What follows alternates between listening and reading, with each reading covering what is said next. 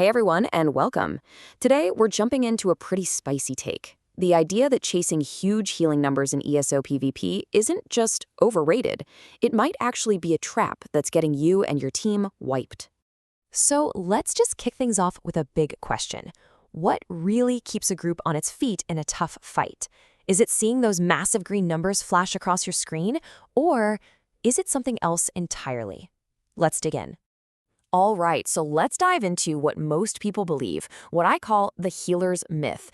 It's this idea that your worth as a support player is all about how much healing you can pump out, period. Yeah, this is the classic green number game. So many players get tunnel vision on just one thing, cranking up their stats like spell damage, healing done, or crit, because they think that's the only path to being a great healer. Now, this is where it gets really interesting when you look at the math. If you stack healing done, it's awesome for your heal over time abilities. But then if you go for crit chance, you get those massive life-saving burst heals. This makes a lot of people think they have to pick a lane and just min-max the heck out of it. But as we're about to see, that's not the whole picture. So the logic here seems pretty solid, right? You pick your specialty, HOTS or burst, and you build your whole character around making those numbers as big as possible. It makes perfect sense on paper. But this is exactly where that myth starts to crumble, in a real messy fight. But here's the thing. While all that math is technically correct, it doesn't tell the whole story, not even close. In fact, it can be super misleading, because that scoreboard you see at the end of the match, a lot of the time, it lies. And this quote just nails it. I mean, who cares if you healed for 3 million if your team spent the whole fight looking at a respawn timer? That big flashy number means nothing if you're not actually winning. Just think about it for a second. A massive healing score might just mean your group was standing in the wrong spot, getting absolutely farmed, and you were just barely treading water to keep them up.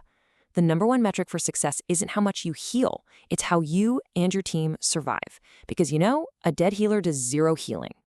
So if raw stats aren't the answer, then what is? Well, the first, and honestly the most critical piece of the puzzle, is something you won't find on your character sheet at all. It's all about positioning. I mean, this quote just says it all, doesn't it? Where you are standing on the battlefield from one second to the next is going to have a way bigger impact on a fight than any stat you could ever stack. And listen, good positioning isn't about finding one safe spot and planting your feet. It's this constant dance, a balancing act. You have to be close enough to land your heals, but far enough away that you don't get sucked in and just deleted by an enemy ultimate dump. When they drop all their biggest abilities right on top of your group. As you can see, it's a real dilemma. Get too close, and you just die with the rest of your team. Hang back too far, and you get isolated, picked off, and your team is left high and dry. The real skill is mastering that sweet spot right in the middle. Okay, next up, let's talk about the fuel that keeps the engine running, your resources. This is so crucial, especially when you're outnumbered and things get chaotic. You can have the best positioning in the world, but if that magica bar hits 0, you're basically just a well-placed spectator. And here's another myth we gotta bust. You do not need a ridiculously huge resource pool.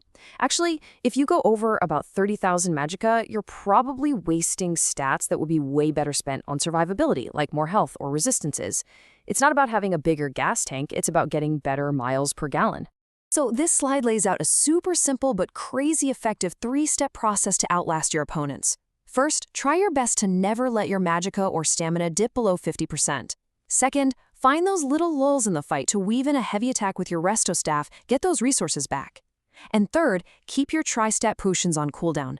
The ones that give you back health, magica, and stamina, plus a really nice recovery buff over time. All right, finally, let's get to the biggest mindset shift of them all. And this is what really separates a decent support player from a truly game-changing one.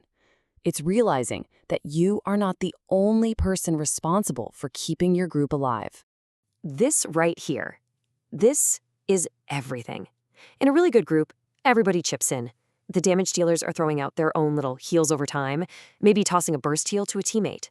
When keeping the group alive becomes a shared job, it frees you up to be so much more strategic.